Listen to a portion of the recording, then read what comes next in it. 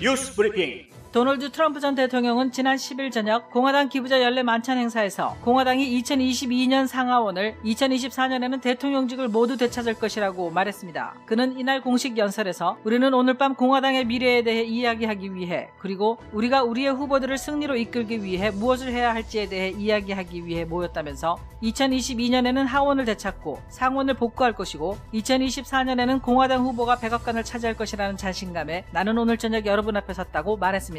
AP통신은 트럼프 전 대통령이 이날 연설에서 기부자들에게 당을 확장하고 싶다고 말하기도 했다고 보도했습니다. 마이크 폼페이오 전 국무장관이 팍스뉴스의 패널로 합류해 눈길을 끌고 있습니다. 폼페이오의 팍스뉴스 합류는 켈리 맥커네니 전 백악관 대변인과 트럼프 전 대통령의 며느리인 라라 트럼프에 이은 트럼프 측근 최고위직 인사여서 주목받고 있습니다. 오늘 아침 팍스 앤 프렌즈에 출연한 폼페이오 장관은 다른 고정 진행자들의 환영을 받았고, 첫 이슈로 이란 핵 개발에 대한 항의로 이스라엘이 이란의 핵시설을 공격한 사건, 오스틴 장관이 네타냐후 이스라엘 총리와 만난 일, 남북 국경 위기에 대한 대처 등 다양한 외교 문제에 대한 자신의 생각을 이야기했습니다. 폼페이오 전 장관은 해외 당사국들과 파트너십을 구축하고 협력하는 것만이 미국의 주권을 보호하는 방법이라고 주장했습니다. 미네소타주에서 경찰의 총격에 20대 흑인 청년이 목숨을 잃는 사건이 또 발생하자 이에 분노한 시위대가 미네아폴리스에서 경찰과 무력 충돌을 벌이는 등 시위가 폭력과 약탈로 확산하면서 주 방위군이 교외 지역에 배치됐습니다. 경찰의 총격에 사망한 남성은 20살의 단테 라이트로, 그는 미네소타주 브루클린 센터에서 교통법 위반으로 경찰에 붙잡혔는데 경찰은 라이트에 대해 체포영장이 발부되어 있는 상태라는 점을 확인하고 체포하려 했지만 라이트가 체포에 불응하고 도주를 시도하던 도중에 경찰의 총을 맞게 됐습니다. 사건이 발생한 이후 미네아폴리스에서는 시위가 열렸고 한밤중에 시위가 폭력적으로 변하면서 약탈까지 발생하자 경찰이 강제 해산에 나섰습니다.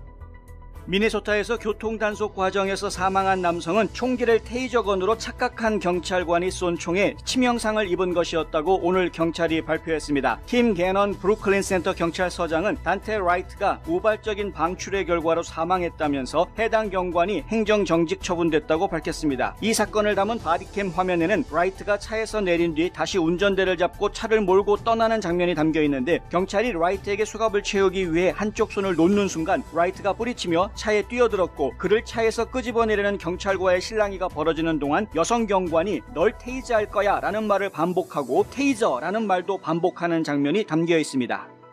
CEO들을 대상으로 한 설문조사에 따르면 바이든 대통령이 2조 달러 규모의 인프라 패키지를 부담하기 위해 법인 세율을 인상하는 것은 자국 기업의 경쟁력과 확장, 임금 상승에 부정적인 영향을 미칠 것으로 보는 이들이 다수인 것으로 나타났습니다. 비즈니스 라운드 테이블이 오늘 발표한 여론조사에 따르면 이들 중 98%가 법인 세율을 21%에서 28%로 올리면 경쟁력에 중간 또는 매우 중대한 악영향을 미칠 것이라고 답했습니다. 임원 중 75%는 기업의 연구개발과 혁신에 대한 투자에 부정적 영향을 미칠 것이라고 답했고, 71%는 신입사원 채용 능력을 해칠 것으로 보고 있으며 3분의 2는 미국 근로자의 임금 인상을 저해할 것이라고 답했습니다. 블랙 라이브스 매터 공동 설립자 패트리스 칸 컬러스는 미국에서만 320만 달러를 들여 고급 주택 4채를 사들였다는 것이 알려지면서 이 유명 인종정의 운동가가 흥청망청 부동산 투자를 했다는 뉴스가 나오자 2020년 전국적인 블랙 라이브스 매터에서 수천만 달러를 어떻게 썼는지에 대한 의혹이 불거지기 시작했다고 데일리 와이어가 보도했습니다. 데일리 와이어는 37살의 패트리스 칸 컬러스가 고급 주택 4채를 320만 달러에 사들인 것 외에도 카리비안에 있는 연예인 거주지에 다른 부동산도 살 예정이었다고 보도했습니다. 뉴욕 포스트에 따르면 블랙 라이브스 매터 뉴욕 지부의 혹 뉴섬 지부장은 그 세계적인 조직이 어떻게 돈을 썼는지 알아내는 독립적인 수사를 촉구하고 나섰습니다. 조 바이든 대통령은 오늘 2조 3천억 달러 규모의 인프라 계획을 추진하기 위해 전 세계 반도체 부족에 대해 기업 지도자들과의 가상회의를 갖고 미국은 세계 컴퓨터 칩 선두국이 되어야 한다고 말했습니다. 그는 기술, 칩 및 자동차 산업 분야의 19명의 임원들에게 우리는 어제의 인프라를 보수하는 것이 아니라 오늘날의 인프라를 구축해야 한다라며 중국과 다른 나라들은 기다리지 않고 있고 미국인들이 기다려야 할 이유가 없다고 말했습니다. 하지만 웨드 부시의 분석가 다니엘 아이브스는 현재의 문제를 끝내기 위해 당장 할 수 있는 일은 거의 없다고 말했습니다. 그는 미국 내의 칩 부족 문제는 아시아에 대한 미국의 의존도가 너무 높기 때문이라고 분석했습니다. 크리스 순누누 뉴햄프셔 주지사는 락킹햄 카운티 제7선거구 주 하원의원 선거의 감사를 승인하면서 SB43 법안에 서명하고 성명을 발표했습니다. 순누누 주지사는 뉴햄프셔 선거는 안전하고 안심할 수 있으며 신뢰할 수 있다고 말했습니다. 그는 지난해 투표한 수십만 건 중에서 우리는 아주 사소한 문제만을 보았다며 이는 우리 시스템이 제대로 작동한다는 증거라고 주장했습니다. 이번 포렌식 감사 결정은 뉴햄프셔주의 85%가 윈덤 카운티와 같은 기계를 사용하고 있다는 점에서 그 결과에 따라 더 큰 파장이 있을 것으로 관측돼 관심을 끌고 있습니다. 론 드산티스 플로리다 주지사는 유튜브와 그 모회사인 구글이 지난주 자신이 개최하고 패널로 참여해 봉쇄 조치와 마스크 착용이 효과적이지 않다고 비판한 코로나 바이러스 토론 동영상을 유튜브 플랫폼에서 삭제하기로 결정했다며 빅텍의 검열을 비난했습니다. 드산티스는 3월 18일 패널 영상이 허위사실 공표 금지를 위반한다는 유튜브의 주장이 연방정부의 대유행 대응에 대한 의견을 억누르기 위한 것이라고 말했습니다. 질병통제예방센터 로셸 왈렌스키 소장은 오늘 코로나 바이러스 감염자 수를 줄이기 위한 노력의 일환으로 미시건주에 대해 봉쇄하라고 제안했습니다. 왈렌스키는 기자들과의 브리핑에서 미시건에서와 같이 심각한 상황이 발생할 경우 반드시 백신을 투여해야 하는 것이 정답은 아니다며 사실 백신이 더딘 반응을 보일 것으로 알고 있다고 말했습니다. 그녀는 그 해답은 모든 것을 완전히 정리하고 기본 사항으로 되돌아가서 지난 봄, 여름 우리가 살았던 것으로 되돌아가 곡선을 평평하게 하고 서로 접촉을 줄이고 우리가 이용할 수 있는 범위까지 테스트하고 접촉을 추적하는 것이라고 말했습니다.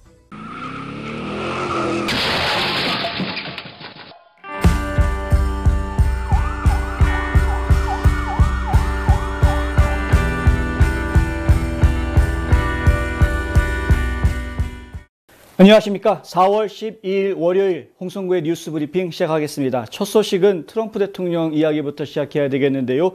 도널드 트럼프 전 대통령이 지난 주말 토요일이죠. 공화당 전국위원회에 기부한 사람들을 초대해서 매년 열고 있는 연례 만찬 썸밋 행사가 있습니다.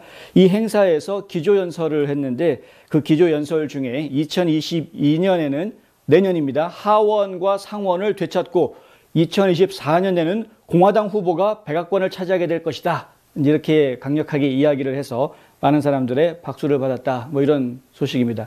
미치 맥코넬 연방상원의원에 대해서는 아주 호되게 이야기하는 그런 내용도 있었고요. 여러 가지 이야기들이 있었습니다만은 중요한 것은 일단 트럼프 전 대통령이 2024년에 출마할 가능성을 계속해서 내비치고 있다라는 것이고요. 다만 2024년에 내가 출마하겠다라고 말하기 이전에 2022년에 이 선거에서 이기는 것이 지금 가장 큰 현안이 되어져 있다. 사실 2022년 선거에서 공화당이 승리를 할 텐데 이 공화당 승리의 주역이 누구냐 이것이 상당히 큰 이제 관건이 될 것이다. 이 이야기입니다. 그러니까 결국에는 트럼프 대통령 덕분에 승리가 이루어졌다 이렇게 될지 아니면 또 다른 인물이 있어서 그 인물이 아주 큰 공을 세웠다라고 이야기하는 사람이 나타날 수 있는 것인지 이걸 지금 저희가 봐야 되는 것이고 만에 하나 공화당이 다수당을 차지하는데 실패한다. 이렇게 되면은 트럼프 대통령이 정치인으로서의 동력을 크게 상실하게 되는 이런 결과도 가져올 수 있기 때문에 결론적으로는 2022년에 하원과 상원 선거에서 어떤 결과를 가져오느냐. 근데 일단 트럼프 대통령은 양쪽 다 승리를 하겠다라고 이야기했기 때문에 양쪽 다 이겨야 하는 것입니다. 트럼프 대통령 입장에서는. 실제로 제이슨 밀러 보좌관, 지금 이제 트럼프 전 대통령의 대변인 역할을 하고 있는 밀러 보좌관 같은 경우에도 뉴스맥스와 인터뷰하면서 그런 이야기들을 계속 했는데요. 트럼프 대통령이 대통령 후보로 출마한다고 하면 당연히 트럼프 대통령을 지지하겠지만, 그렇게 가겠지만, 하지만 아직은 알 수 없다라는 이야기고 누가 될지 모르겠다 이런 이야기이고, 다만 확실한 것은 트럼프 대통령이 조 바이든 현 대통령을 다시 추적하는, 뒤따라잡는 그런 현상이 반드시 보이게 될 것이고, 그리고 국경 문제, 워크 기업들, 취소 문화 이런 것들이 아주 강력한 용어들을 보게 될 것이다. 이제 이런 이야기를 합니다. 무슨 얘기냐면 트럼프 대통령이 내년 선거에서 공화당이 상원과 하원을 차지하는 이런 결과를 만들어내기만 한다면 그럼 지금 취소 문화라든가 빅테크 기업들의 횡포라든가 그리고 지금 바이든 행정부의 독주 아무리 이야기해도 지금 뭐 전혀 흔들림 없이 극좌, 급진 좌파의 정책들을 계속 밀어붙이고 있지 않습니까? 그나마 좀 합법적인 방법으로 밀어붙인다 그러면은 뭐 저희가 할 말이 없을 텐데 합법적이지도 않은 의회가 결정해야 될 거를 대통령 행정명령으로 내린다거나 뭐 의회가 결정해서 집행해야 될 예산을 대통령 행정명령으로 스톱시킨다거나 뭐 이런 합법적이지 않은 방법을 동원하면서까지 지금 급진 좌파의 정책들을 밀어붙이고 있고 또 트럼프 전 행정부의 여러 좋은 정책들을 뒤엎으면서 상당히 많은 문제들을 지금 낳고 있는 그런 상황에 있기 때문에 결국에는 트럼프 대통령이 대통령 취임까지 가지 않더라도 내년에 공화당이 다수당을 차지하는 상황만 벌어지게 되면 그때부터는 바이든 대통령은 발목을 잡히게 될 것이고 그리고 지금 기세를 떨치고 있는 빅텍이라든가 아니면은 지금 취소 문화에 앞장서고 있는 무리들은 아주 큰 벽을 맞이하게 될 것이다. 공경에 처하게 될 것이다. 이제 이런 이야기를 하는 겁니다. 시간은 사실 그렇게 오래 남은 것은 아닙니다. 내년 선거는요. 내년 3월에 입후보가 다 끝납니다. 그러니까 내년 초부터 상당히 뜨겁게 진행이 될 것으로 지금 예상이 되고 있고 그럼 뭐 올 한 해만 저희가 잘 버티면 된다. 이렇게 되는 거니까 결국에는 시간이 그렇게 오래 남은 것은 아니다. 많이 남은 것은 아니다. 그런 것이죠. 마이크 폼페이오 전 국무장관이 지금 뭐 팍스뉴스에 추가로 합류했다 이런 소식이 들어왔습니다. 오늘 새벽에 팍스 앤 프렌즈에 출연을 했는데 그런 인사를 받았습니다. 팍스에 합류해줘서 고맙다. 이제 우리 팍스 식구가 되어줘서 고맙다. 뭐 이런 인사를 받았고요. 그리고 폼페이오 장관에게는 여러 진행자들이 다양한 외교 문제에 대한 질문들을 했는데 아주 명확하게 지금 이제 바이든 행정부가 어떤 잘못을 하고 있는지에 대해서 이야기해주는 그런 답변들이 나왔습니다. 이 내용들은 나름대로 의미가 있을 것 같아서 저희가 정리를 좀 해드리려고 하는데요.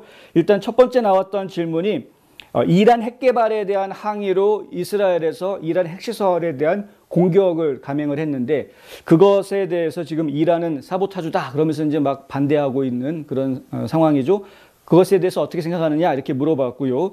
근데 폼페이오 장관이 하는 이야기는 이스라엘과 그 지역에 있는 모든 나라들은 미국이 그들과 함께 있었다라는 것을 알고 있다. 즉 중요한 것은 이란의 테러리즘에 항상 경계를 가져왔기 때문에 그랬던 것이죠. 이란은 대놓고 테러 지원 국가 아니었습니까?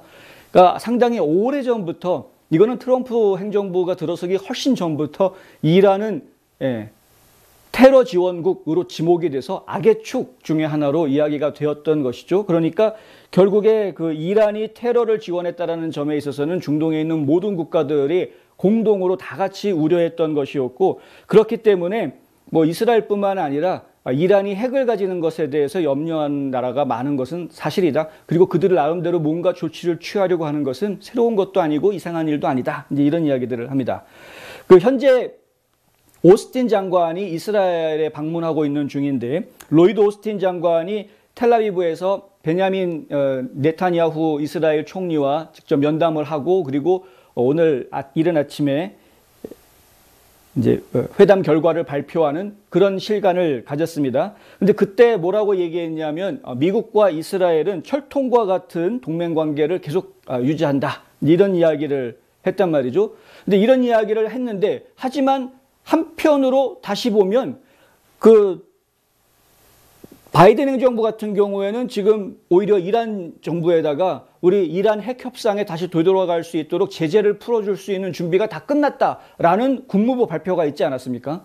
아주 짧은 발표였고 사실 구체적인 내용을 발표를 하지는 않았지만은 이란 정부가 미국한테 핵 협상에 다시 참여하고 싶으면 그러면 제재 다 풀어라. 완전히 다 풀고 백기투항이라는 식으로 이제 엄포를 놨죠. 근데 미국 국무부에서 자, 우리 제재 풀어줄 준비 다 됐으니까 이제 만나자. 이렇게 이야기가 나왔단 말입니다. 그런데 이스라엘에 가서는 이스라엘과 미국은 철통 같은 동맹 관계를 계속 유지한다, 하고 있다. 이거 확인했다. 이런 이야기를 하는 거니까 이게 지금 말이 앞뒤가 안 맞는 것 같은데 이거는 뭐냐? 이렇게 물어봤습니다.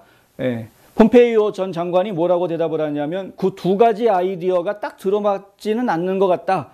이스라엘과 철통 같은 관계를 가지고 있다라는 말이 나온 것에 대해서는 아주 기분이 좋다, 기쁘다고 이야기했고요. 그건 좋은 소식인데 이스라엘뿐만이 아니라 중동 국가들 그리고 무엇보다도 미국의 안보, 미국의 자유를 보장할 수 있다라는 면에서 그건 중요하다. 이란을 제재하고 이스라엘과 동맹 관계를 아주 굳건하게 가지는 것이 바로 미국의 자유를 보장하는 것과 직결되어 있다라고 이제 이야기를 한 것입니다. 그리고 중요한 거는 말이 아니라 행동으로 보여줘야 하는 것인데, 그런데 지금 비엔나에서 오히려 국무부 직원들이 지금 이란 핵 협상에 끼어들려고 여러 가지 유화적인 그런 모습들을 보이고 있는 것이 사실이죠. 왜냐하면 오스트리아 비엔에서 이 이란 핵 협상의 협상 당사자였던 7개 나라가 다 모여가지고 우리 이란 핵 협상을 다시 시작하자 해서 모이기로 했는데, 이란에 극구 반대해가지고 미국 대표는 거기에 참석을 지금 못하고 있는 이런 상황입니다. 그러니까 미국은 지금 빼놓고, 그리고 이란 핵 협상의 다른 나라들, 뭐 독일하고 뭐 러시아라든가 중국이라든가 이런 나라들이 지금 같이 얘기하고 있는 이런 상황이죠. 그러니까 지금 미국 입장에서는 아니 이거 다국자 협상인데 더군다나 그 협상을 만들었고 주도했던 이 미국을 거기서 좀 빼려고 한다라는 것은 요즘 상당히 난처한 그런 상황이었던 겁니다. 그렇다 보니까 이거 채찍만 가지고는 안 되겠구나. 당근도 좀 줘야 되겠구나. 그래서 이제 국무부 쪽에서 우리 제재 풀어줄 준비 됐으니까 만나자라는 얘기까지 나오게 되는 이런 식으로 지금 전개가 되어져 온 것인데, 폼페이오 장관은 그것에 대해서 이거 지금 좀 위험하다라고 지적을 하고 있는 것이죠.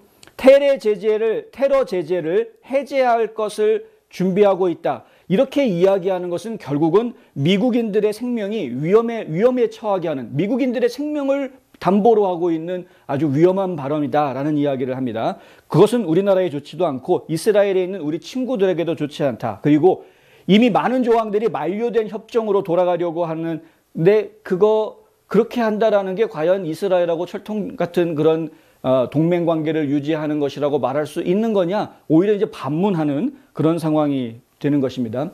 이게 상당히 중요합니다. 이란 핵 협정은 이미 시효가 다 끝난 것들이 많습니다. 내용상. 결국에는 다시 돌아가 봤자 어차피 새로 협상을 해야 되는 이런 상황인 것이죠. 그렇다면 굳이 지금 기존 협상에 다시 껴달라고 눈치 보고 우리 당근 줄게 뭐 이런 식으로 행동할 이유가 전혀 없는 것이고요. 그렇게 테러 지원 국가한테 야 너희 제재 풀어줄게라고 말하는 것이 우리 동맹인 이스라엘한테 어떻게 보이겠느냐, 이런 이야기입니다. 상당히 좀 위험한 짓을 지금 바이든 행정부에서 하고 있는 것이죠. 또 한 가지 질문이 나왔는데, 이제 국경 문제 얘기 안 할 수 없습니다. 국경 문제에 대해서는 어떻게 생각하느냐, 이런 질문이 나왔고요. 폼페이오 장관이 한 이야기는 그 국경 안보를 유지하기 위해서 실제로 트럼프 행정부가 어떤 노력을 했는지에 대해서 잠깐 이야기를 해줍니다. 그거는 바로 이제 이 엘살바도르라든가 과테말라라든가 온두라스 이 나라들 당국과 직접 협상을 하기 시작을 했는데, 협상을 벌이기를 시작을 했는데, 가서 야 너희들 진짜 옳은 일을 좀 해라. 너희 국민들이 이렇게 우리나라로 그냥 무작정 올라온다는 게 이게 말이 되느냐. 너희가 정말 정부로서 옳은 일을 해야 되지 않겠느냐라고 이야기를 해줬고, 그랬더니 그들도 미국도 옳은 일을 해라 라고 이야기를 해오더라는 겁니다. 그래서 미국에서 내린 조치가 뭐였느냐. 국경 우리 장벽 쌓겠다.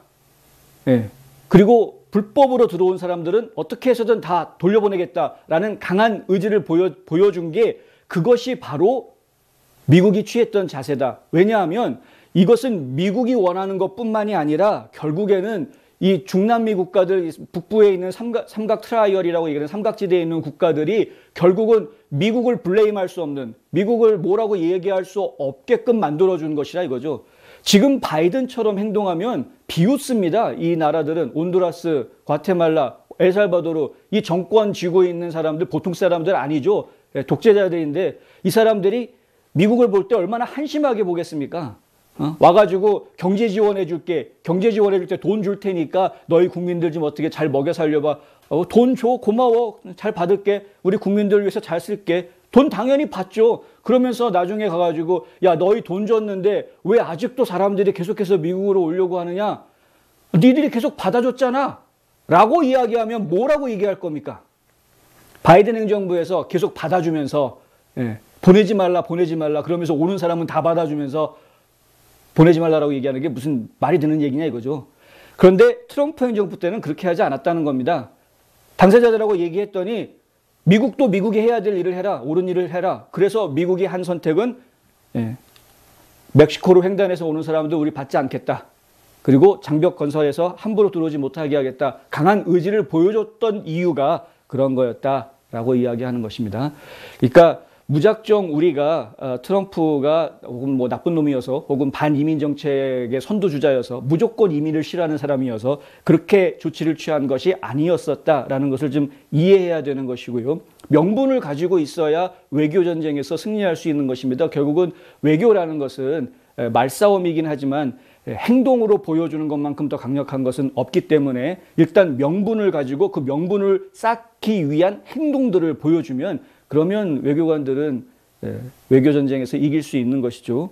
지금 그렇게 정책을 잘 추진해 왔던 것인데 지금 갑자기 모든 것이 바뀌면서 국경 지역이 너무 무너지고 있어서 상당히 많은 우려들이 지금 나오고 있는 상황입니다. 자동차를 사기 원하세요? 주택 구입에 꿈이 있으신가요? 미국에서 여러분의 크레딧 스코어는 무엇보다도 중요합니다. 여기 크레딧 리페어 보스에서 여러분의 크레딧 스코어를 교정해드립니다. 600점과 700점, 여러분의 미래가 바뀝니다. 지금 206-321-7404로 전화하셔서 크레딧 문제를 해결하세요. 네, 미네소타에서 또 사건이 터져서 많은 분들이 놀라셨을 것 같은데요. 하필이면 미니애폴리스 거기는 왜 이렇게 잊을만 하면 하나씩 사건이 터지는지 참 불안하기 짝이 없습니다.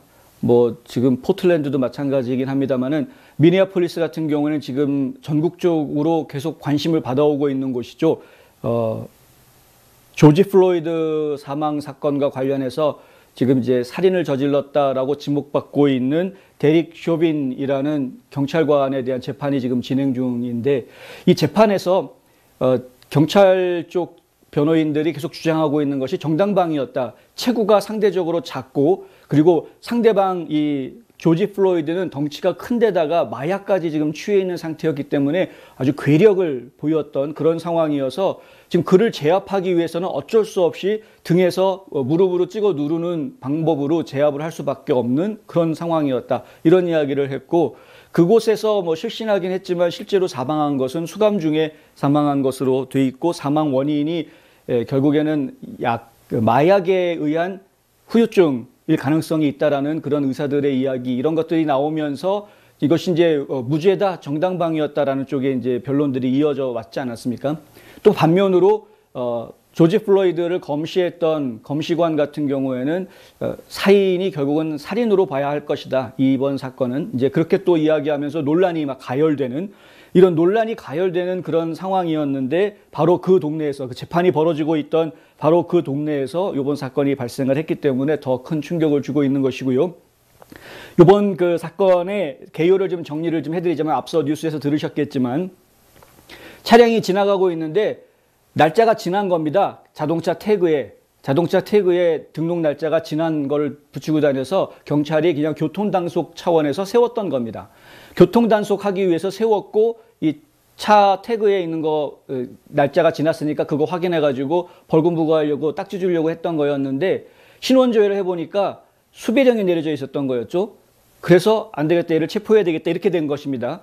그래서 뭐 수배라는 것은 뭐 여러 가지 이유로 내려질 수 있습니다. 과거에 뭐 교통 위반을 했는데 법원에 나오라고 법원 출두 명령이 떨어졌음에도 불구하고 그것을 무시하고 본인이 법원에 출두 안 한 이런 일이 있었다고 하면 그럼 또 수배령이 내려질 수 있죠. 그러니까 수배령이 내려졌다고 해서 이 사망한 청년이 중범죄자라고 제가 단정할 수는 없고요. 어떤 범죄를 저질렀는지는 모르지만 어떤 범법사항이 있었는지는 모르겠지만 어쨌든 이제 수배령이 내려져 있었던 그런 상황이었고 경찰 같은 경우에는 신원조회하는데 당장 수배하는 알럿이 딱 뜨면 바로 체포를 합니다.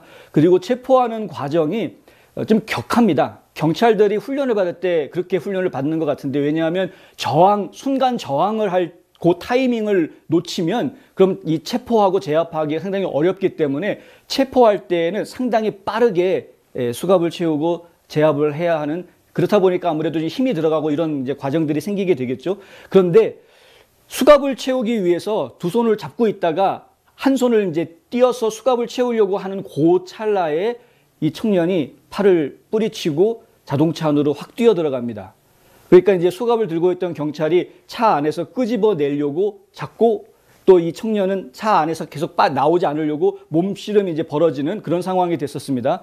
그때 한 여성 경찰관이 총기를 들고 가서 그 청년 앞에서 계속해서 외치는데 뭐라고 외치냐면 너 지금 테이저 쏘겠다. 예, 테이저 쏘겠다라고 여러 차례 외칩니다. 테이저, 테이저, 테이저라고 계속 얘기를 합니다. 그러다가 탕 합니다.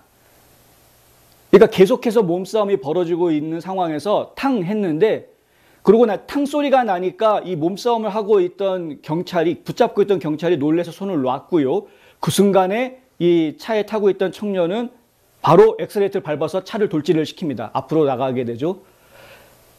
그 차가 딱 떠나고 나자마자 이 여성 경관이 뭐라고 얘기하냐면 에이 젠장 내가 진짜 총을 쏴버렸어 라고 이야기를 합니다. 이제 영어로 욕을 하는데 하여간 그래서 총을 쐈다라는 걸 알게 된 겁니다. 그러니까 뭐냐 하면 처음에는 본인이 테이저건을 들고 있었던 거로 착각을 하고 있었다라는 것이 이제 오늘 아침에 경찰 보고에서 나온 이야기인데요.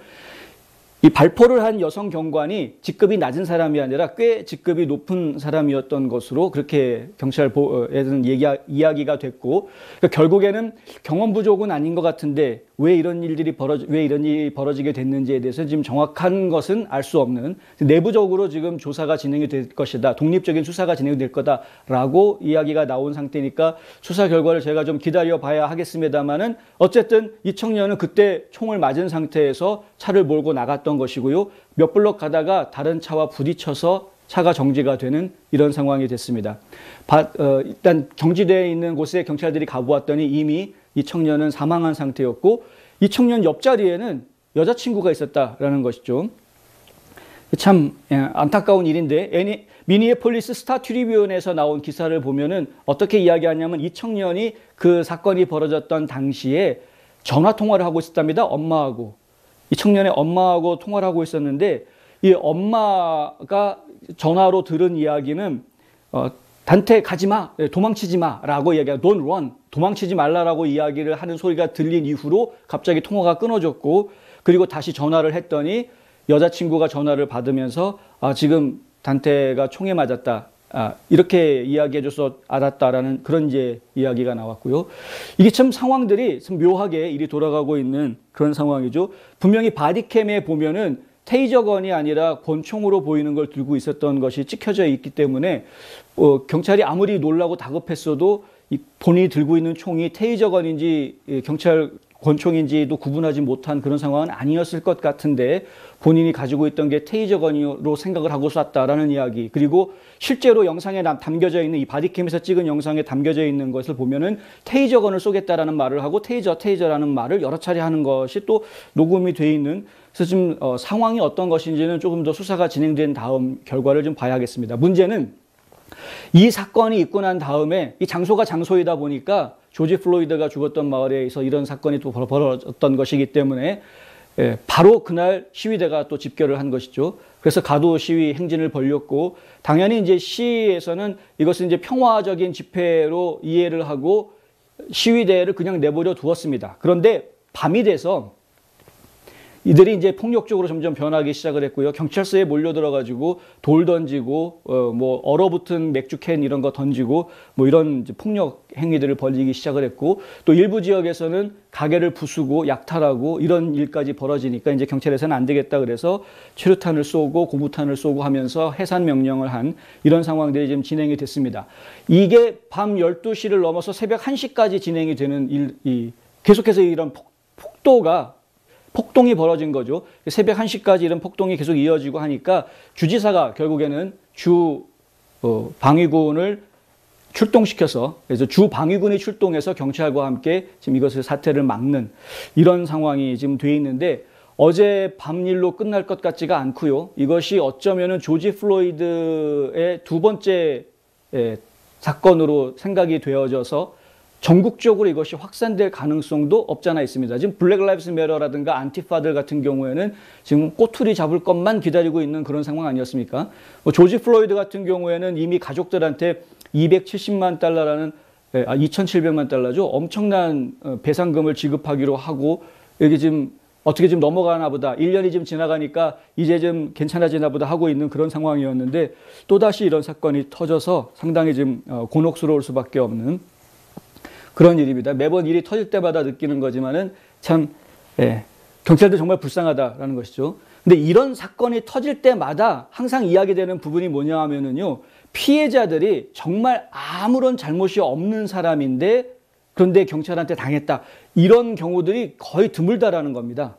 이런 상황, 물론 그런 상황들도 있기는 있죠. 최근에 지금 보도되고 있는 내용들 보면은 뭐 그런 상황들도 있긴 있지 않습니까? 근데 문제는 최근에 지금 좌파 언론에서 보도하고 있는 것 중에 이게 제가 볼 때는 물타기 기사를 지금 내보내고 있는 것 같은데 그게 뭐냐 하면은 흑인이지만은 공군 장교인데 중위인데 그런데 신분이 분명한 사람인데 경찰이 다가와서 차에서 내려라 라고 이야기하니까 차에서 내리지 않겠다라고 이제 거부했다는 겁니다. 경찰이 와서 차에서 내리라고 얘기했던 이유는 뭐였냐면 그 차가 지금 등록이 없는 차 번호판이 없는 상태였기 때문에 그렇게 시켰다라는 것이고요. 그런데 이 사람이 차에서 내리지 않으려고 했던 이유는 뭐냐면 이거 새 차고 임시 번호판이 없어서 지금 종이로 출력한 걸 뒷 유리창에 붙여놨다. 뭔지 이렇게 되는 상황이고 나는 지금 의심받을 만한 사람이 아니고 차에서 내렸다가는 괜히 조지 플로이드처럼 죽을 수도 있을 것 같아서 그래서 겁나서 안 내렸다. 뭐 이렇게 지금 해명하고 있다고 이야기를 하는 건데 솔직히 그것도 말이 안 되죠. 명색이 군인 출신이라면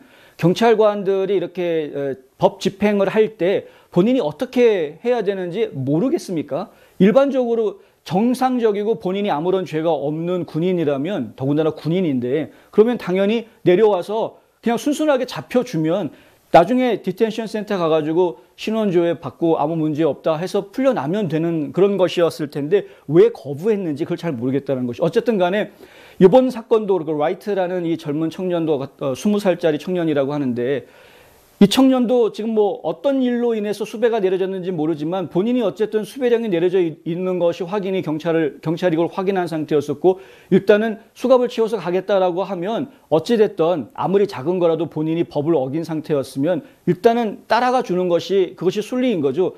혹시 이 방송을 보고 계시는 미국에 계신 동포 여러분 꼭 기억하십시오. 경찰관들이 뭘 하겠다, 널 잡아가야 되겠다 지금 그러면 일단 내가 죄를 지었던 안 지었던 그건 아무런 중요한 것이 아니고 법 집행관들이 집행을 하도록 협조해 주는 것이 일단 중요합니다.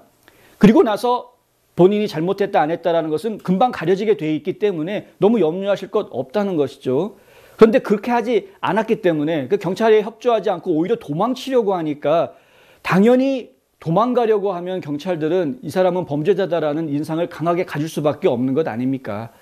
참 이게 문제가 너무 많은 겁니다. 그래서 이렇게 좀 범죄와 관련이 돼 있는 사람들 그런데 그 단속하는 과정 중에 이렇게 좀 말도 안 되는 경찰들의 공권력 남용 문제들이 계속 나오고 있다는 점은 저희는 상당히 안타까운 일일 수밖에 없다. 어떻게 해서든 공권력을 좀 더 세워주어야 그래야 이 나라의 질서가 좀 제대로 잡히는 것 아닌가라는 생각을 다시 한번 할 수밖에 없는 것이죠. 일단 CEO들을 대상으로 설문조사를 전국적으로 해보았는데요. 비즈니스 라운드 테이블이라는 데서 전국에 있는 178명의 CEO들을 대상으로 설문조사를 해보았더니 조 바이든 대통령이 지금 내놓고 있는 2조 3천억 달러 정도 규모의 이 인프라 사업이라는 것 이것이 결국에는 기업 발전에 별로 도움이 안 될 것 같다라는 부정적인 의견들이 나왔다는 결과가 나와서 전해드리려고 합니다. 법인세율을 21%에서 28%로 올린다라는 내용을 지금 가지고 있습니다. 그런데 이 법인세율을 이렇게 7%나 올리는 것에 대해서 설문조사에 대답한 CEO들 중에 98%가 그거 법인세율 올리면 중간, 그러니까 moderate, 중간 또는 매우, very 중대한 악영향을 미칠 것이다. 라고 대답을 했습니다. 법인세 올린다고 그러는데 좋아할 CEO가 누가 있겠습니까? 아무도 없죠. 그리고 임원들 중에서 75%는 기업의 연구개발과 혁신에 대한 투자에 부정적 영향을 미칠 것이다. 이렇게 대답을 했고 71%는 신입사원 채용 능력을 해칠 것이다. 이렇게 보고 있습니다. 왜냐하면 법인세율이 올라가게 돼서 이 회사가 부담해야 되는 이 법정 세금 수수료가 늘어나게 되면은 그러면은 임금을 조정하게 돼 있고요. 아니면은 인원을 조정해서 그 수지 타산을 맞춰야 하는 그런 부분들이 생기기 때문에 그런 것이죠. 그리고 응답자의 3분의 2는 미국 근로자들의 임금 인상을 저해할 것이다. 임금 더 올려주기 어려워진다는 것이죠. 지금 세금을 더 내야 되니까. 설문조사에서 또 CEO의 88%는 세계적으로 경쟁력이 있는 미국의 세금 정책을 유지하는 것이 사업 확장을 위해 필수적이다. 이제 이렇게 대답을 했습니다. 21%의 법인세라는 것이 세계적으로 경쟁력이 있는 세율이다. 이런 이야기를 하고 있는 것인데, 뭐 믿거나 말거나이지만 유럽의 선진 그 구라파, 서구라파라고 보통 이야기하는 서유럽 국가들의 법인세율은 굉장히 높습니다. 그것에 비하면은 지금 미국 세율은 상당히 저렴한, 하지만 이 미국의 법인세율이 또 다른 나라들, 아시아에 있는 개발도상국가라든가 중동이라든가 어떤 제3국가들의 법인세율에 비하면 또 뭐 그렇게까지도 높은 것도 아닙니다.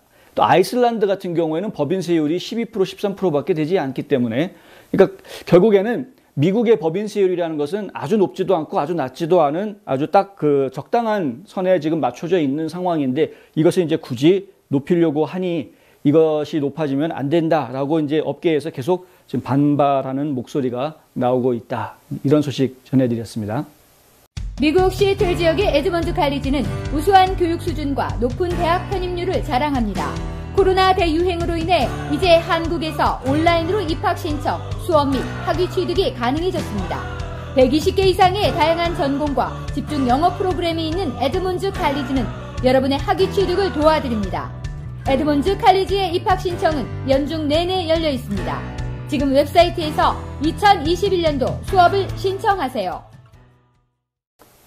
네, 블랙 라이브스 매터 운동, 그럼 저희는 항상 좀 긴장하고, 이 사람들이 정말 사회적으로 소외받는 사람들을 대변하고 있고, 역사적으로 백인들한테 억압을 당해왔던 흑인들의 인권을 이야기하고 있는 것이기 때문에 인권운동가 이렇게 지금 저희가 이해할 수 있는 사람들이죠. 그런데 문제는 이 인권운동을 공동 설립했던 설립자 중에 한 사람, 패트리스 칸 컬로스라는 이분이 여성분인데, 부동산에 엄청나게 투자를 했다. 이 사실이 알려지면서 지금 뭐 많은 비난을 좀 받고 있다. 이런 소식이 들어와 있습니다.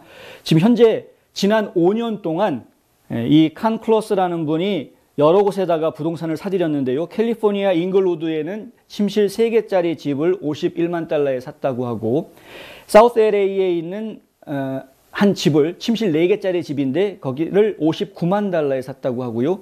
LA 말리부 그러면 거기 백인들 많이 사는 동네 아닙니까?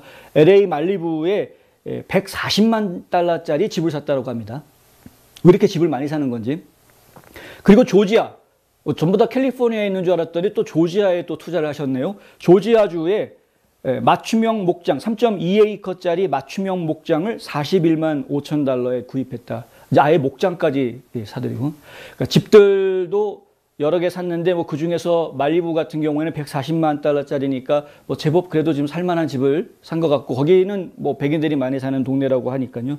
그리고 또 지금 조사한 바에 따르면은 이거로 끝나지 않고 카리브해 연안에다가 또 연예인들이 많이, 아주 세계적으로 유명한 그런 연예인들이 많이 모여 사는 그런 부촌에 또 집을 살려고 준비하고 있었던, 그런 살 계획이었던 정황도 알려져 있는 그런 상황입니다.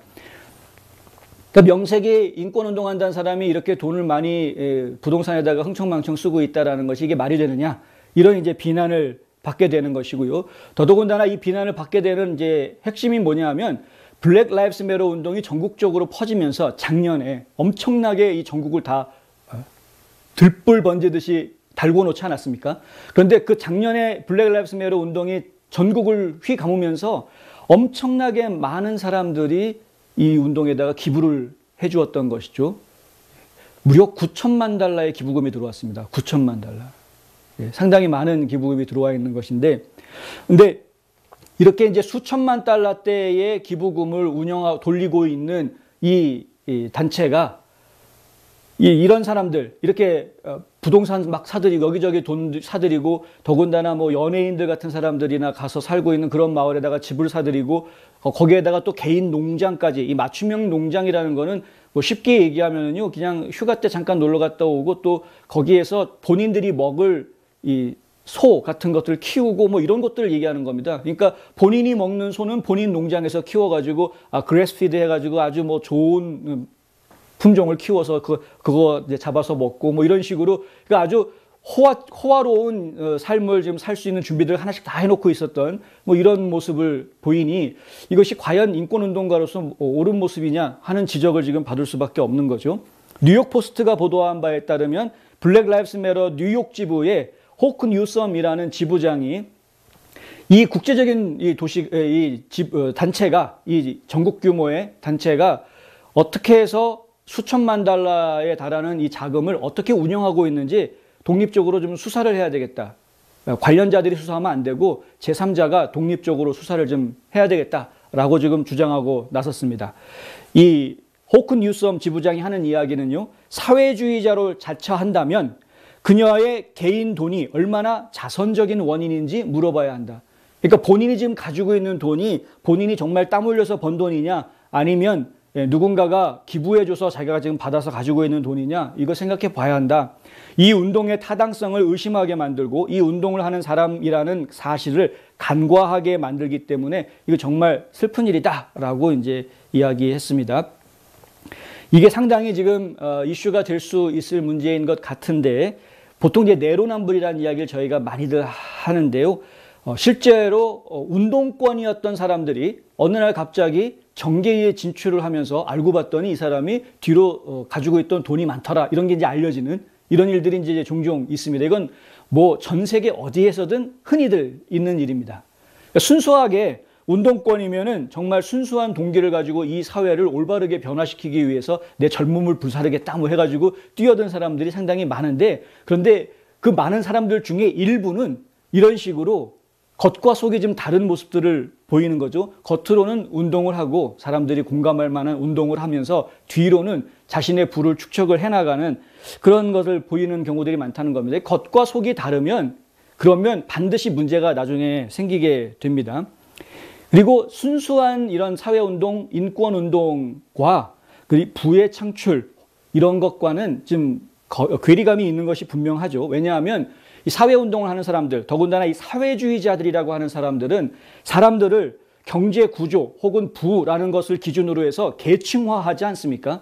못 사는 사람은 너희가 못 사는 이유는 저 부자들 때문이야 라고 선동하는 것이 바로 사회주의자들이고 이런 사회주의 운동을 벌이고 있는 사람들이기 때문에 그런 것이죠. 그러니까 결국은 사회를 계급화하고 계층화하고 돈으로 사람들을 계층으로 나누어 가지고 서로 간에 갈등을 만들어 놓고 그 가운데에서 모종의 이익을 취하는 그런 모습을 보인 꼴이 되는 것입니다. 그렇다 보니 그 사람들이 주장하는 것과 그 사람들의 행동이 다르다라는 것이 보여진다라는 것은 이것은 정말 안 돼도 큰일 날 것이죠.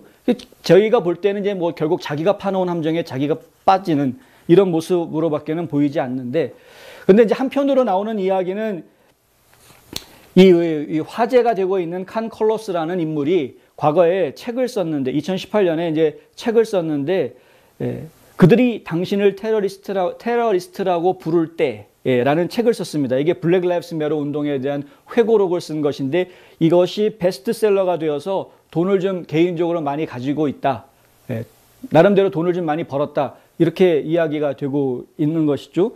돈을 얼마나 많이 벌었길래 이렇게 많은 집들과 농장까지 사들이고 거기에다가 또 카리비안 해안에다가 또 연예인들과 같이 살 생각까지 하게 됐는지 그것까지는 잘 모르겠습니다만은 하여튼 참 돈을 벌어서 쓸 때 본인이 자기가 대변해서 싸워줬던 자기가 대신해서 싸워줬던 그 사람들이 본인을 어떻게 바라볼지를 생각하면서 과연 그 돈을 썼는지 좀 의심스러운, 차라리 본인이 이 책을 통해서 블랙 라이브스 매터 운동이라는 것과 관련한 책을 써서 그것으로 수익을 창출했으니 내가 이것을 우리 블랙 라이브스 매터 운동에다가 다시 기부하겠다라든가 아니면은 뭐 이 흑인 사회를 좀 더 업그레이드 시키기 위한 교육 사업을 시작하겠다라든가 교육 사업에 지원하겠다라든가 뭐 이런 의미 있는 활동을 좀 벌여줬더라면 얼마나 좋았겠습니까? 그런데 그렇게 하지를 않고 누가 봐도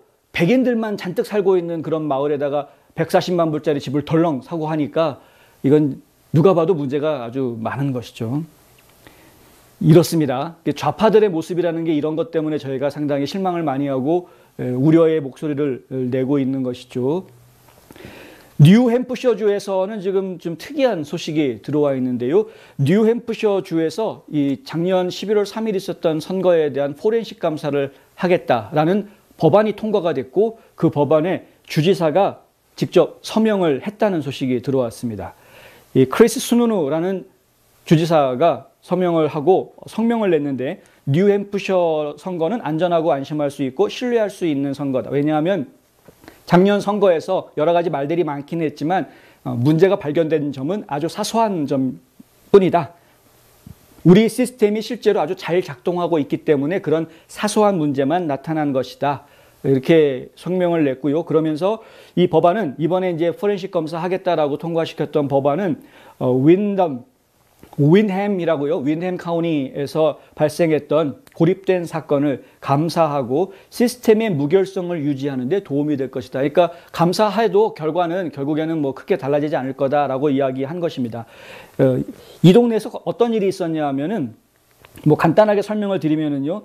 8명의 후보가 주 하원 의원으로 이제 출마를 한 상태입니다. 근데 그 8명 후보 중에서 4명이 주 하원 의원이 되는 그런 상황이었는데 그런데 이 4명이 당선이 되고 나고 보니까 민주당 쪽 의원들 다 떨어지고 공화당 의원들만 다 붙은 겁니다. 결과가. 그런데 아주 근소한 차이로 표 차이가 뭐 어떤 사람은 24표 이렇게밖에 차이가 안 났던 거죠. 그래서 이거 안 된다. 재검표해야 된다. 그래서 처음에는 워낙 표 차이가 조금 났으니까 24표밖에 차이가 안 났으니까 그래서 결국에는 자동 재검표가 이루어졌습니다. 근데 자동 재검표를 수검표를 했는데 그러니까 손으로 재검표를 했는데요. 9일이 지난 다음에 수검표 결과가 발표가 됐는데 보니까 오히려 이 붙었던 민주당원들이 표를 더 많이 받고 붙었던 공화당원들이 표를 더 많이 받고 떨어졌던 민주당원들은 오히려 더 표가 줄어드는 그 차이가 무려 1363표라는 차이가 나온 겁니다. 이 4명에 대해서. 그러니까 1363표 차이다. 그럼 이제 큰 차이가 아니다라고 생각하실 수 있는데 전체 표수가 16표였습니다. 16표. 그러니까 10,000명이 투표했는데 그중에 1300명이 잘못된 표가 수검표했더니 나왔던 겁니다. 그러니까 기계로 개표했을 때는 아주 박빙의 승부였던 거였는데 손으로 개표를 다시 해보았더니 공화당이 확실하게 이기고 민주당이 확실하게 진 결과가 나왔던 것이죠.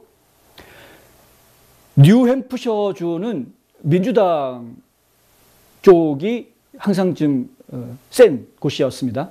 전통적으로. 그러니까 이 지역에서 지금 당장 주 의원들이 법을 하나 만들었습니다. 상원에서 법안을 하나 제시해가지고요. 이곳 포렌식 감사 좀 제대로 다시 한번 해보자. 이런 이야기가 지금 진행이 됐고요. 그리고 포렌식 감사를 진행하자라는 법이 통과가 되면서 하원에서 약간 수정 거쳐서 다시 상원을 통과하고 결국 주지사 서명을 받아서 통과가 됐는데 이것이 지금 공화당 쪽에서 굉장히 많이 관심을 갖는 화제가 되어버렸습니다. 왜냐하면 이 윈햄 카운티에서 사용했던 기계가 이 도미니언 포링 머신으로 지금 알려져 있고요. 만약에 이 기계가 정말 오작동을 해서 문제가 발생한 거였다고 하면 같은 기계를 사용하고 있던 다른 카운티들도 전부 다 검사해야 되는 것 아니냐라는 지금 이야기들이 나오고 있는 것이죠. 그런데 뉴햄프셔 주에서는 이 더넴 카운티하고 같은 기계를 사용하고 있는 곳이 전 주의 85%라고 합니다. 그러니까 85%가 같은 기계를 쓰고 있으니 만약에 이번에 포렌식 감사해가지고 기계에 문제가 있었다는 게 확인이 되면 주 전체로 지금 포렌식 감사로 확대해야 되는 이런 상황으로 전개가 될 수도 있을 것이다. 이것이 어쩌면은 작년 선거 결과에 대해서 부정선거 있다 없다라고 이게 서로 간에 지금 말들이 많은데 그것에 대해서 뭔가 종지부를 찍어줄 수 있는 새로운 하나의 증거물로 좀 드러날 수 있지 않을까라는 기대감이 지금 나오고 있는 상태입니다. 어떤 결과가 나올지는 사실 저희도 잘 모르겠습니다만은 그러니까 뭐 제대로 된 결과가 나왔으면 좋겠고요. 근데 지금 중요한 것은 뉴햄프셔 지역 같은 경우에도 결국에는 트럼프 대통령이 주장하고 있었던 마가 운동에 영향을 아주 많이 받은 것이죠, 주민들이. 진짜 미국을 살리기 위해서는 이래야 되겠구나 하는 것들에 대한 눈이 좀 떠져 있었던 것이고 주민들 사이에서. 그래서 그렇게 투표를 했던 것이었는데 그런데 기계상으로는 마치 박빙의 승부인 것처럼 나오고 손으로 검토했더니 공화당이 이기고 민주당이 지는 결론이 나왔다. 지금 뭐 조지아주도 그렇고 애리조나주, 그다음 미시건주 마찬가지인데 이들 주에서도 지금 이제 포렌식 감사 그리고 이제 재검표 이런 작업들이 지금 다시 진행이 돼야 되는데요. 그 결과들도 나오는 대로 다시 말씀을 드리겠습니다. 작년 선거 결과가 이렇게 아직까지도 확실하게 끝나지 않았다라고 이야기하는 것 자체가 저는 정말 이것이야말로 미국의 위대함이다라고 이야기하고 싶습니다. 이거 보통 나라 같으면은 이미 다 끝난 게임이니까 빨리 잊어버리고 현실로 돌아오자라는 이야기로 다 덮어버렸을 텐데 미국은 그렇지가 않죠. 지금 뭐 선거 끝난 지 이제 4개월, 5개월, 6개월이 지금 다 됐군요. 벌써 6개월이라는 시간이 지났는데 그럼에도 불구하고 이 부정선거에 대한 의혹 그리고 그것을 밝히려고 하는 노력들은 지금도 계속되고 있다는 것. 좀 계속 지켜봐야 되겠습니다. 트럼프 대통령이 사실 그 지난 2월 말에 CPEC 연설할 때 했던 말이 갑자기 생각이 나는데 무슨 얘기를 했었냐 하면은요. 다시 한번 민주당을 내가 3번째 이길 수도 있다. 이런 말을 했습니다. 3번째 이길 수도 있다. 무슨 얘기냐면 작년에 이겼다라는 이야기죠. 그리고 2024년에 한 번 더 이길 수도 있다. 이런 이야기입니다. 그러니까 3번째 이길 수도 있다. 작년 선거에 대한 결과 저희가 계속 잊지 말고 기다려 봐야 되겠습니다. 좀 힘들지만 인내심을 가지고 좀 기다려 보면 좋은 소식이 또 올 수도 있겠다라는 기대를 가져봅니다. 드산티스 주지사, 플로리다의 론 드산티스 주지사는 진짜 지금 뭐 저희 보수당의 최고 행동대장 역할을 지금 하고 있는 그런 상황입니다. 그런데 플로리다 주지사가 아주 지금 빅테크 컴퍼니들, 특히 이제 유튜브하고 구글을 집중 공격하는 그런 발언을 내놓아서 소개를 좀 해드리려고 하는데요. 이 3월 18일에 토론회를 가졌는데요. 주지사가 직접 주관을 했었고, 패널로도 참여를 했었고, 그리고 여기에는 이제 뭐, 스캇 아틀라스라는 과학자부터 시작해서 여러 사람들이 참여를 해서 코로나 바이러스라는 것이 과연 봉쇄 조치를 하는 것, 그리고 이 마스크죠. 마스크 착용 의무화하는 것, 이런 것들이 과연 이 바이러스를 확산하지 않도록 제어하는데 과연 도움이 되는 것인가? 코로나 바이러스에 대해서 어떻게 대처하는 것이 올바른 대처가 될 수 있는 것인가? 뭐 이런 것들에 대한 이제 토론을 했던 것입니다. 그런데 뭐 아시겠지만 플로리다주 같은 경우에는 거의 모든 부분을 자유롭게 다 풀어주고 있는 그런 상황임에도 불구하고 민주당에서 이끌고 있는 여러 주들에 비해서 지금 신규 감염자 수가 훨씬 적은 그런 모습을 계속 보이고 있지 않습니까? 결국에는 이 마스크 의무화라든가 무슨 뭐 백신을 강제로 맞추게 한다라든가 이런 것들이 꼭 이 코로나 바이러스에 그렇게 크게 영향을 준다거나 영향을 받는 그런 문제들이 아닌 것 같다. 이제 이런 이야기들을 좀 하는 것인데 그것을 통해서 결국에는 이 유튜브 쪽에서는 말도 안 되는 거짓 주장을 펼쳤다. 이런 식으로 해가지고 뭐 본인들이 가지고 있는 규칙을 위반했다 해서 그 동영상을 삭제해버렸다라는 겁니다. 근데 유튜브 쪽에서는 뭐 아주 뻔뻔하게 이야기를 합니다. 우리 정책은 모든 사람들에게 적용되고 발표자와 상관없이 컨텐츠에 집중한다. 누가 발표를 뭐 어떻게 했던 간에 컨텐츠가 잘못되어 있기 때문에 그거 삭제한 것이다. 이제 뭐 이렇게 이야기하고 있는 것이죠.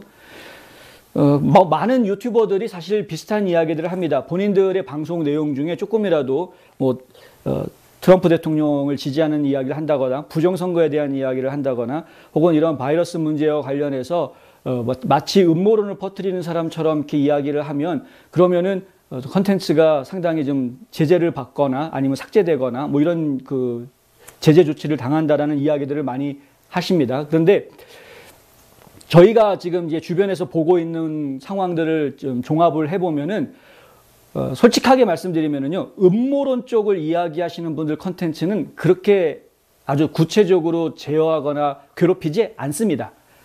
아주 대놓고 가짜 음모론들 있지 않습니까? 지금 말도 안 되는 음모론들 퍼뜨리는 분들 컨텐츠는 그냥 내버려 둡니다.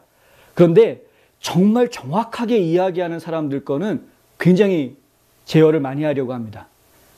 네, 다행히 뉴스 보도에 대해서는 좀 주춤하고 있는 모습을 많이 보이기는 합니다. 왜냐하면 뉴스 보도는 좀 이렇게 아무래도 좀 이제 객관성을 가지고 그리고 제 개인적인 생각만을 얘기하는 것이 아니라 주변에 있는 객관적인 자료들이나 증거 이런 것들을 가지고 이야기하는 것이니까 쉽게 삭제하지 못하는 것 같기는 한데 하여튼 지금 보면은 좀 의외의 모습들을 보이고 있는 거죠. 만약에 정말 유튜브가 제대로 된 통제 기준을 가지고 있다고 하면 음모론 뿌리는 거야말로 그것이 가짜 음모론이라고 이야기가 되는 것들은 전부 다 삭제해야 되는 것 아닙니까? 그런데 음모론들은 그렇게 건드리지는 않더라. 오히려 굉장히 더 많은 사람들이 음모론을 더 보게 하고 있다는 것이죠. 그래서 결국에는 지금 유튜브의 규제, 이 방침 혹은 뭐 커뮤니티 정책 이런 것들은 사실 저희가 볼 때는 말도 안 되는 자기네 나름대로의 정책이다. 이거 제가 볼 때는 알고리즘도 제대로 없는 것 같고요. 그냥 감시하고 있는 사람들이 다니다가 봤는데 어쩌다 보니까 이거는 정말 무슨 뭐 바이든 행정부한테는 해가 될 것 같고 뭐 트럼프 찬양하고 있고 이러면 이거 여기는 좀 하자 이런 식으로 지금 저는 하여간 좀 요즘 빅텍에서 하고 있는 그 검열이라는 것은 도대체가 밑도 끝도 없고 신뢰할 수가 없다라는 이야기를 할 수밖에 없는데 근데 어쨌든 유튜브 쪽에서 주장하는 거는 모든 사람들에게 적용되는 원칙을 가지고 있고 알고리즘을 가지고 움직이고 있고 뭐 이렇게 이야기하고 있으니 뭐 그들이 그렇게 주장을 하니까 그런가 보다 그리고 넘어가긴 합니다만 하여튼 그렇습니다. 하루빨리 린델이 프랭크를 런칭을 해야 그래야 좀 상황이 좀 달라지지 않을까라는 생각을 좀 해봅니다. 자, 드디어 올 것이 왔습니다. 봉쇄령 이야기가 다시 나오고 있습니다. 미시건주 봉쇄해라 라는 이야기가 나왔는데요. CDC의 로셸 왈렌스키 소장이 미시건주는 지금 봉쇄하는 것이 좋을 것 같다라고 아예 대놓고 공개적으로 이야기를 했습니다. 미시건주가 지금 감염자가 굉장히 많이 늘어나고 있죠. 핫스팟이죠. 근데 이 미시건주뿐만이 아니라 이 중서부 쪽 라인까지 해가지고 계속해서 지금 민주당 쪽에서 집권하고 있는 지역주들이 이런 핫스팟들이 계속 늘어나고 있는 그런 상황입니다. 무엇이 문제인지 잘 생각해 봐야 될 거고요. 공화당 주지사들이나 공화당 강요들이 지금 이끌고 있는 지역들이 그렇게 제재를 풀어주고 있음에도 불구하고 잘 운영이 되고 있는 이유는 무엇인지도 잘 봐야 될 겁니다. 저희 조지아주 같은 경우에는 백신 감염 주사, 예방주사가 450만 명 넘어섰다라는 지난 주말에 통계가 나왔는데 조지아주 전체 인구가 한 1000만 명 정도 되니까 450만 명 주사를 놔줬다는 이야기는 45% 접종했다는 이야기입니다. 그런데 그 45% 접종률이 전국 꼴찌에서 세 번째라는 겁니다.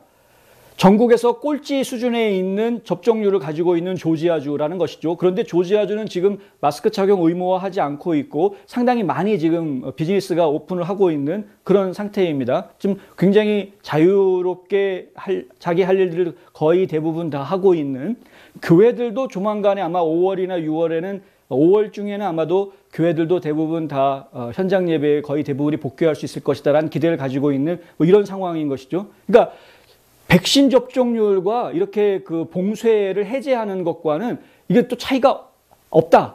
별 관계가 없다라는 겁니다. 그 얘기를 CDC 이 왈렌스키 소장이 오늘 기자들 간 브리핑할 때 이런 비슷한 얘기를 했습니다. 그러니까 미시간주 같은 경우에는 자기네 이 감염자들이 많아지니까 갑자기 많아지고 있으니까 백신 접종을 좀 더 빨리 더 많은 사람들한테 백신 접종하기에 지금 백신을 더 많이 보내달라라고 바이든 행정부에 요청을 했는데 바이든 행정부에서 거절했죠. 우리는 인구 비율에 맞춰서 계획대로 백신을 보급하겠다. 조만간에 전 국민이 쓸 수 있는 백신이 다 보급이 될 거다. 이렇게 이야기하면서 그냥 계획대로 간다라고만 이야기했는데 CDC 소장이 나와서 오늘 한 이야기는 뭐냐면 백신하고 이거 이 마스크 뭐 자유화하고 봉쇄를 풀어주는 거하고는 사실 큰 관계가 없다라고 이야기를 한 겁니다. 그러면서 지금 백신 더 많이 맞추려고 애쓰는 게 중요한 게 아니고 지금 미시간주는 빨리 봉쇄령을 내려라. 작년 봄 여름 때로 돌아가라. 작년 봄 여름 때 기억나십니까? 작년 3월 4월 스테이 앳 홈 무조건 집에 그냥 딱 족쇄령 금종령이 내려졌었죠. 그때로 돌아가라는 겁니다. 그때로. 예. 지금 미시간이 가장 위험한 지역이니까 그렇게 이야기하지만 지금 10만 명당 감염자 비율이 가장 높기 때문에 그런데 그 외에 다른 지금 핫스팟이 확산하고 있는 다른 주들도 마찬가지의 경고를 받고 있는 거나 마찬가지 아닙니까? 결국은 또 봉쇄령 쪽으로 가고 있는 그런 모습. 지금 봉쇄령 다 푼 지역들은 오히려 잘 지내고 있는데 뭐가 잘못됐을까요? 무엇이 잘못됐길래 어디는 계속 힘들어지고 어디는 계속 좋아지고 있는 것인가?